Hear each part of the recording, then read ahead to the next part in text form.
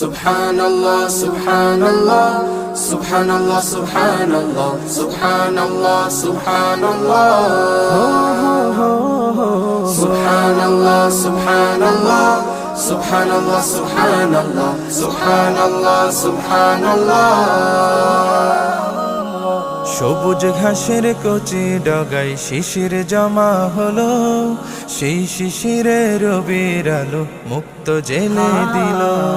সবুজ ঘাসের কচি ডগায় শিশির জমা হলো, সেই